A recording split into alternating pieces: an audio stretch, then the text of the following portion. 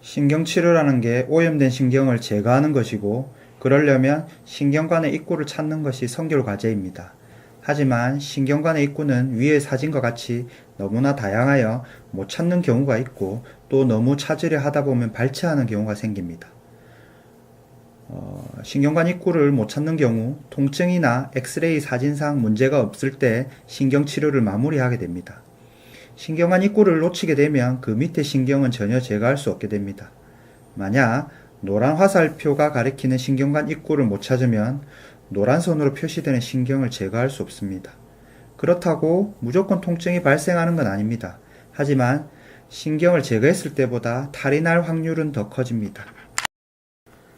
치아 뿌리에 있는 신경과 혈관은 우리가 찬 거나 더운 거, 아픈 거를 느끼게 해주고 치아에 영양분을 공급합니다.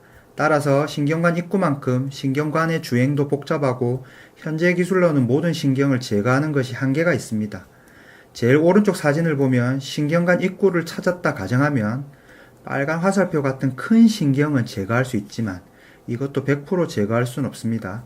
노란 화살표와 같은 작은 신경은 기구에 접근이 불가능해 거의 제거가 어렵습니다. 신경치료라는 건 이미 시작할 때부터 어느 정도의 한계를 가진 치료입니다. 우리가 신경치료에 쓰는 파일들은 전부 단단한 물질로 되어 있습니다. 그렇지 않으면 신경관의 신경을 제거하기가 어렵습니다. 어느 정도 유연성은 같지만 많이 휘어져 있는 신경관들, 위의 사진을 보면 신경관들이 많이 휘어진 것을 관찰할 수 있습니다. 신경관들을 따라 완전히 들어가지 않을 수 있고 파일이 부러질 수도 있습니다. 파일이 부러지는 건 어느 치과나 있는 일입니다. 중간에 파일이 부러지면 그 밑에 신경은 제거할 수 없으므로 신경치료를 실패할 확률이 높아집니다. 한때 파일이 부러지는 것을 치과의사의 잘못인 줄 안 환자분들의 소송이 있었으나 신경치료라는 치료의 특성상 어쩔 수 없다는 것이 최근 법원의 판결입니다. 파일이 부러져도 증상이 없으면 그대로 신경치료를 완료하지만 통증이 없어지지 않을 시 다른 방법을 찾아볼 수 있고 발치할 가능성이 커집니다. 신경관이 막힌 경우도 신경치료가 실패하게 되는 원인입니다. 막힌 그 밑에 신경은 제거할 수가 없습니다.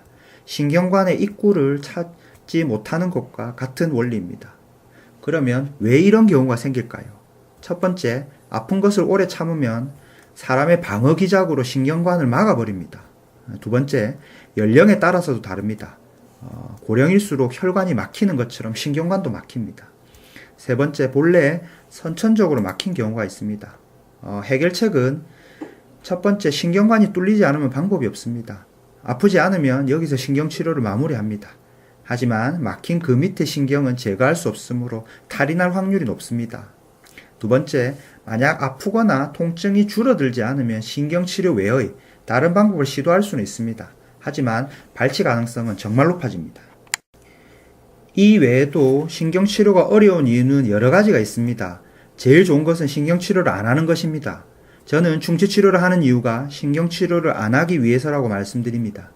신경치료를 받을 당시의 성공률은 80에서 90% 정도 됩니다. 신경치료 도중 한두 개의 치아는 발치를 합니다. 그리고 신경치료가 끝났다고 하더라도 상당수의 치아가 향후 몇 년 안에 탈이 나서 문제가 생깁니다. 정기적인 점검과 치실, 치간 칫솔의 사용으로 신경치료를 되도록 안 하는 상황을 만드는 것이 치아를 오래 쓸 수 있는 가장 좋은 방법입니다.